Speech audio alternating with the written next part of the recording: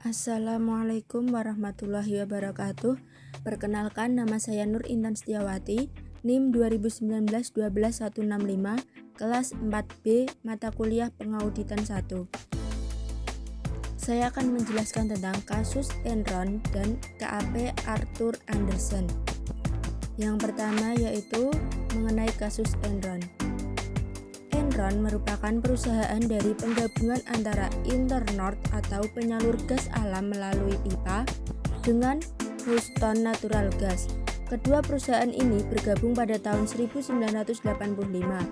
Bisnis inti Enron bergerak dalam industri energi, kemudian melakukan diversifikasi usaha yang sangat luas, bahkan sampai pada bidang yang tidak ada kaitannya dengan industri energi.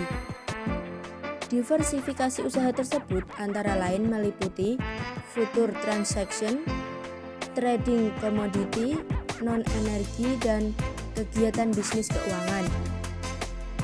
Kasus Enron mulai terungkap pada bulan Desember tahun 2001 dan terus menggelinding pada tahun 2002, berimplikasi sangat luas terhadap pasar keuangan global yang ditandai dengan menurunnya harga saham secara drastis berbagai bursa efek di belahan dunia, mulai dari Amerika, Eropa, sampai ke Asia. Enron merupakan suatu perusahaan yang menduduki ranking 7 dari 500 perusahaan terkemuka di Amerika Serikat dan merupakan perusahaan energi terbesar di Amerika Serikat, jatuh bangkrut dengan meninggalkan hutang hampir sebesar 31,2 miliar US dollar dan menyebabkan 4.000 pegawai kehilangan pekerjaan mereka.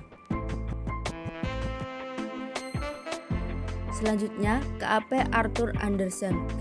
Arthur Andersen, perusahaan akuntan yang mengaudit laporan keuangan Enron, juga sebagai konsultan manajemen Enron. KAP tersebut memiliki kebijakan permusnahan dokumen yang tidak menjadi bagian dari kertas kerja audit formal. Selanjutnya, kronologis kasus Enron dan KAP Arthur Andersen. 1.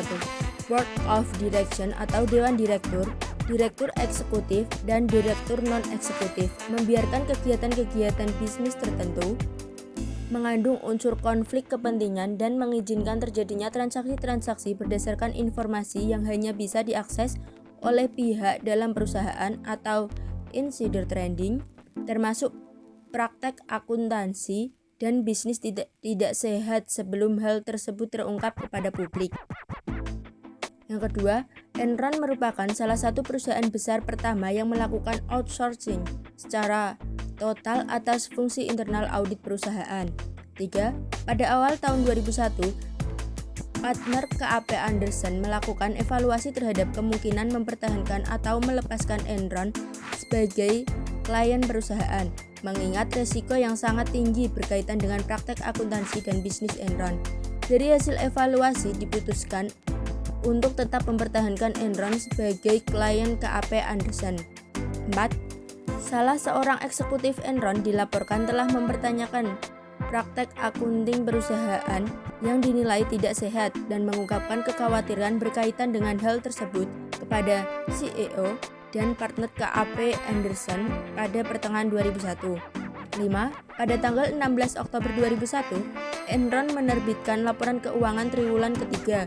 Dalam laporan itu disebutkan bahwa laba bersih Enron telah meningkat menjadi 393 juta dolar, naik 100 juta dolar dibandingkan periode sebelumnya. 6. Pada tanggal 2 Desember 2001, Enron mendaftarkan kebangkrutan perusahaan ke pengadilan dan memecat 5.000 pegawai. Pada saat itu terungkap bahwa terdapat hutang perusahaan yang tidak dilaporkan senilai lebih dari 1 miliar dolar. 7. Enron dan KAP Andersen dituduh telah melakukan kriminal dalam bentuk penghancuran dokumen yang berkaitan dengan investigasi atas keberangkutan Enron atau penghambatan terhadap proses peradilan. 8. Dana pensiun Enron sebagian besar diinvestasikan dalam bentuk saham Enron. Sementara itu, harga saham Enron terus menurun sampai hampir tidak ada nilainya. 9. KAP Andersen diberhentikan sebagai auditor Enron pada pertengahan Juni 2002. 10. Sementara KAP Anderson menyatakan bahwa penugasan audit oleh Enron telah berakhir pada saat Enron mengajukan proses kebangkrutan pada 2 Desember 2001. 10. CEO Enron, Kenneth Lai mengundurkan diri pada tanggal 2 Januari 2002, akan tetapi masih dipertahankan posisinya di Dewan Direktur perusahaan. Pada tanggal 4 Februari, Mr. Lai mengundurkan diri dari Dewan Direktur perusahaan. 11. Tanggal 28 Februari 2002, KAP Anderson menawarkan ganti rugi 750 juta US dollar untuk menyelesaikan berbagai gugatan hukum yang diajukan kepada KAP Anderson. 12. Pemerintahan Amerika melarang Enron dan KAP Anderson untuk melakukan kontrak pekerjaan dengan lembaga pemerintahan di Amerika. 13. Tanggal 14 Maret 2002, Departemen Kehakiman Amerika memvonis KAP Anderson bersalah atas tuduhan melakukan penghambatan dalam proses peradilan karena telah menghancurkan dokumen-dokumen yang sedang diselidiki.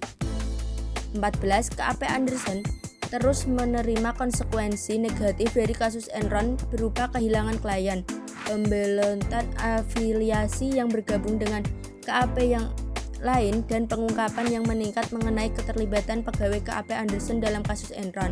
15. Tanggal 22 Maret 2002, mantan Ketua Federal Reserve Paul Volcker yang direkrut untuk melakukan revisi terhadap praktek audit dan meningkatkan kembali citra KAP Anderson mengusulkan agar manajemen KAP Anderson yang ada diberhentikan dan membentuk suatu komite yang diketuai oleh Paul sendiri untuk menyusun manajemen baru. 16. Tanggal 26 Maret 2002, CEO Anderson, Joseph Berandino mengundurkan diri dari jabatannya. 17. Tanggal 8 April 2002, seorang partner KAP Anderson, David Dukan, yang bertindak sebagai penanggung jawab audit Enron mengaku bersalah atas tuduhan melakukan hambatan proses peradilan dan setuju untuk menjadi saksi kunci di peradilan bagi kasus KAP Anderson dan Enron. 18. Tanggal 9 April 2002, Jeffrey McMahon mengumumkan pengunduran diri sebagai presiden dari Chief Operating Officer Enron yang berlaku efektif 1 Juni 2002. Dan yang terakhir, tanggal 15 Juni 2002, juri federal di Houston menyatakan KAP Anderson bersalah telah melakukan hambatan terhadap proses peradilan. Kesimpulan dari kasus Enron dan KAP Arthur Andersen. Dari kasus tersebut, bisa saya simpulkan bahwa Enron dan KAP Arthur Andersen sudah melanggar kode etik yang seharusnya menjadi pedoman dalam melaksanakan tugasnya dan bukan untuk dilanggar. Mungkin saja pelanggaran tersebut awalnya mendatangkan keuntungan bagi Enron, tetapi akhirnya dapat menjatuhkan kredibilitas, bahkan menghancurkan Enron dan KAP Arthur Andersen. Dalam kasus ini, KAP yang seharusnya bisa bersikap independen tidak dilakukan oleh KAP Arthur Andersen karena perbuatan mereka inilah kedua-duanya menuai kehancuran, di mana Enron bangkrut dengan meninggalkan hutang miliaran dolar, sedangkan KAP Arthur Andersen sendiri kehilangan keindependensiannya dan kepercayaan dari masyarakat terhadap KAP tersebut. Juga berdampak pada karyawan yang bekerja di KAP Arthur Andersen, di mana mereka menjadi sulit untuk mendapatkan pekerjaan akibat dari kasus ini. Sekian penjelasan dari saya. Jika ada salah-salah kata, saya minta maaf. Terima kasih. Wassalamualaikum warahmatullahi wabarakatuh.